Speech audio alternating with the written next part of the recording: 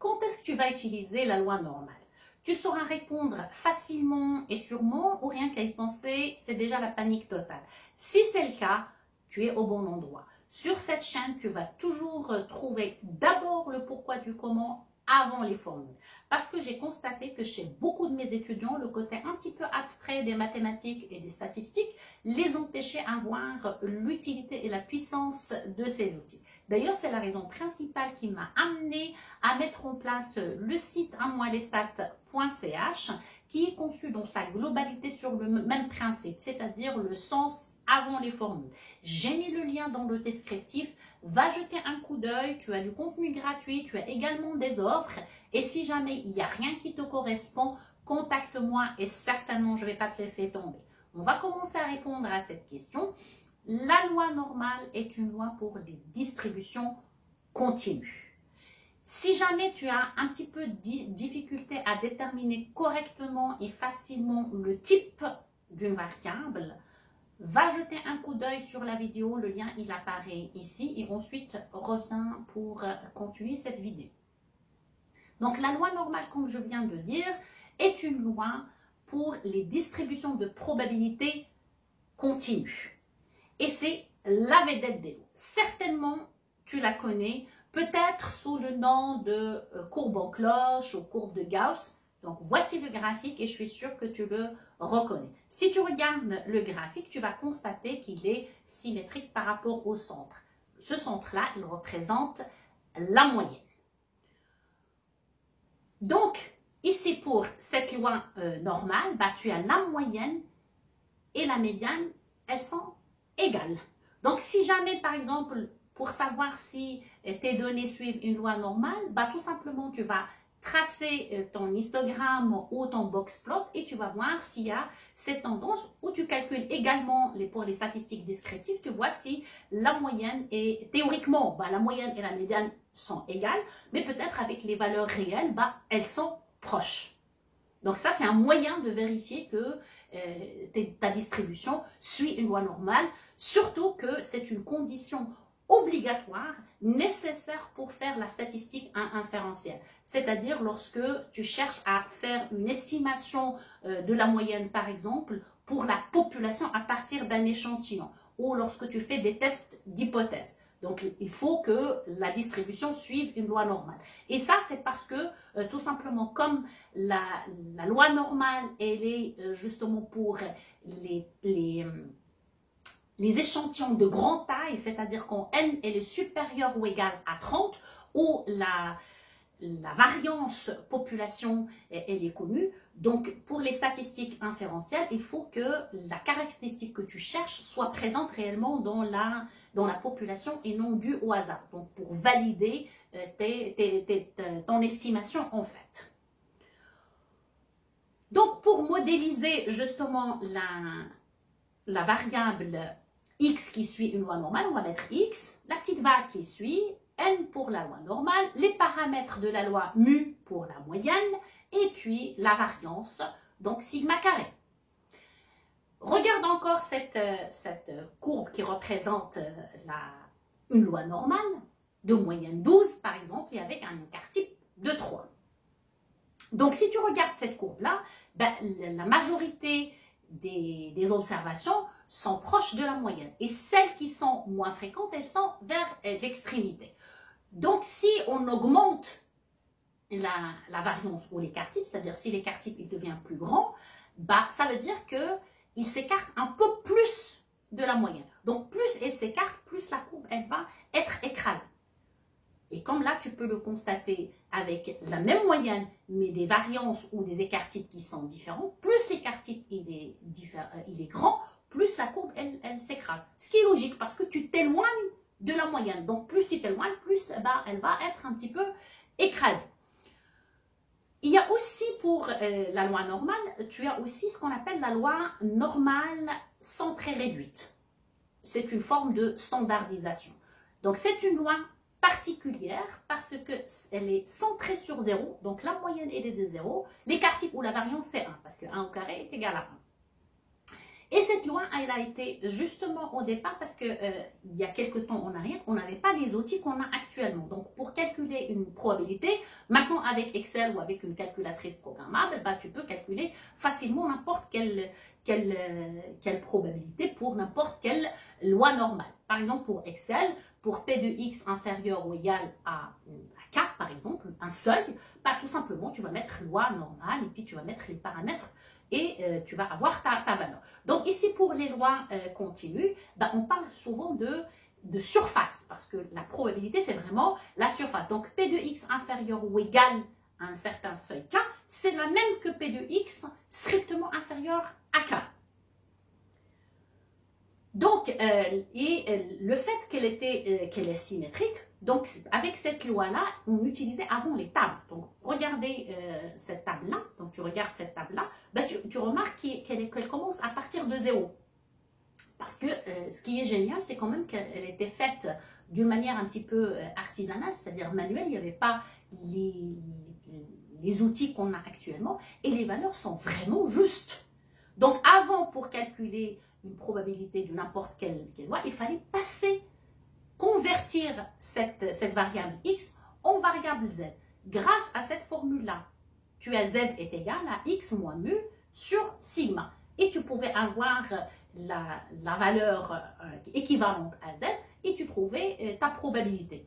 Maintenant, on n'a plus besoin parce qu'on a les outils. Dans certains cas particuliers, lorsque tu cherches peut-être le mu qui te permet d'avoir une certaine valeur, par exemple, tu utilises cette transformation. Mais pour le calcul d'une probabilité, on n'a pas besoin. Donc, pour Excel, par défaut, tu as pour P de X inférieur ou égal à un seuil. Et si tu veux pour X supérieur ou égal, bah, tout simplement, tu vas utiliser la propriété de la complémentarité. Parce que toute la surface, elle fait 1, c'est-à-dire la surface en dessous de la courbe, elle fait 1. Donc, si tu cherches pour supérieur ou égal, ben, toute la surface 1 moins ce qui est inférieur de ce côté. Et tu as ta probabilité. Dans certains autres logiciels, par exemple pour R, tu n'as pas besoin de faire un moins. Tu peux le faire, mais tu as aussi la possibilité de rajouter lower tail égale false. Parce qu'avec R, bon, toutes les instructions sont en anglais. Et là, tu as ta probabilité.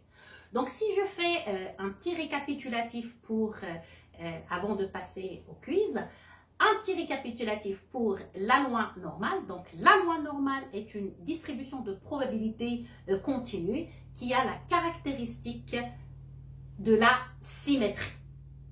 Si je fais un petit récapitulatif vraiment simple et concis. Eh bien, on va voir si tu as bien intégré tout ça dans ta petite tête avec un quiz. Mets la vidéo sur pause et réponds avant de voir vraiment la solution. C'est ce qui va te permettre de savoir si tu as bien compris ou pas. Et à la fin, mets quand même ton score juste pour que je sache est-ce que les explications sont assez claires. Donc, pour la question 1, tu as ces graphiques-là. Et j'aimerais que tu regardes bien ces graphiques et dire lequel suit une loi normale. 1, 2, 3. Et bien, tu as le graphique 1 et le graphique 2 parce que tu as vraiment la symétrie par rapport au centre. Les autres, ils sont légèrement, il y a une asymétrie vers la droite et une autre qui est vers la gauche. Donc ça, c'est important. Pour la question 2, supposons qu'on a un score pour un test, par exemple, et que la moyenne elle est de 12 et puis l'écart type, il est de 3. Qu'est-ce qui va se passer si, par exemple, on augmente l'écart type, par exemple, à 6? 1, 2, 3. D'ailleurs, je l'ai dit tout à l'heure dans le cours.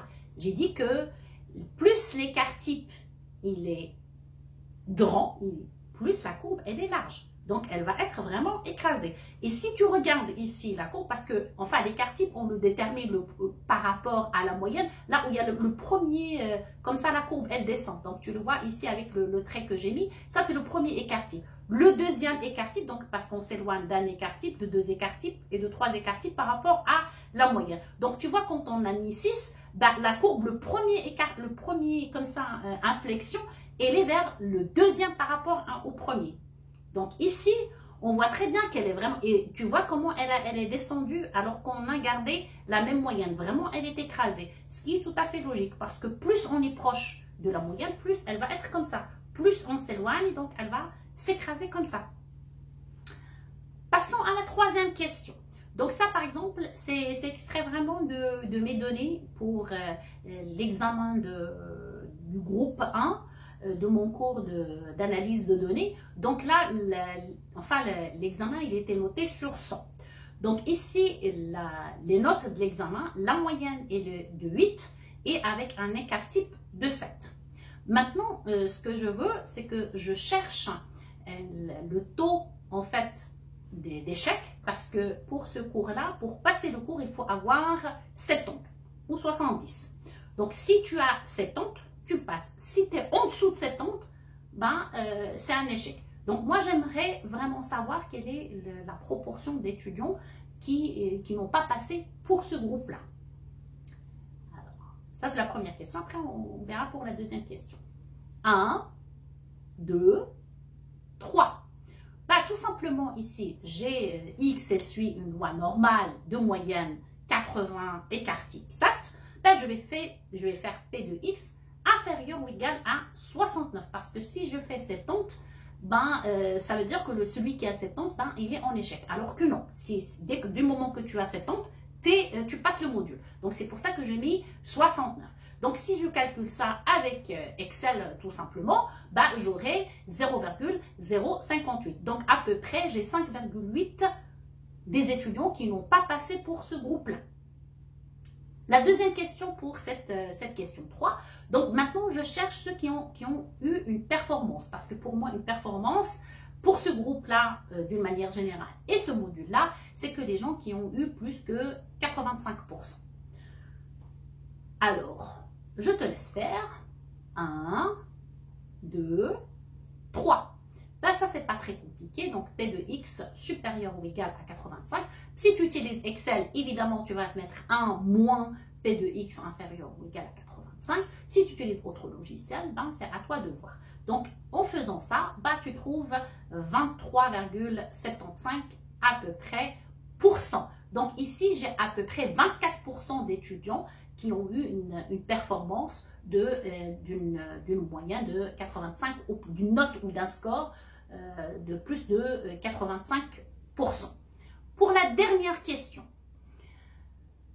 supposons qu'on a un coach qui voudrait analyser le poids de ses athlètes. Ben, il prend un échantillon parmi tous les athlètes qu'il entraîne, en disant 20 personnes, et il voudrait savoir le pourcentage, par exemple, des athlètes qui ont un poids inférieur ou égal à 68, par exemple. Ça, vous avez évidemment la moyenne est de 70 avec un écart type de 3 kg. 1, 2, 3. Ici, la loi normale n'est pas appropriée. Pourquoi? Parce que je viens de préciser que la taille de l'échantillon est de 20 athlètes et que l'écart type, c'est celui de l'échantillon et non de la population. Donc ici, j'ai une taille d'échantillon qui est inférieure à 30 et je n'ai pas la variance ou l'écart type population. Donc théoriquement, je ne peux pas utiliser la loi normale, ou du moins si je l'utilise, ben, elle sera beaucoup moins précise. Donc je n'aurai pas une certaine précision. Dans ce cas, il y aura une autre loi qu'on peut utiliser dans ce cas de figure. C'est ce qu'on appelle la loi Student. Et c'est ce que nous allons voir pour la vidéo prochaine. Merci d'avoir suivi cette vidéo. Si elle t'a plu et t'a aidé, manifeste-le par un pouce. Laisse tes questions, tes suggestions en commentaire et surtout abonne-toi à la chaîne pour ne rien manquer. Je te retrouve la semaine prochaine dans une nouvelle vidéo qui va te faire avancer, voire te faire aimer les chiffres. Promis.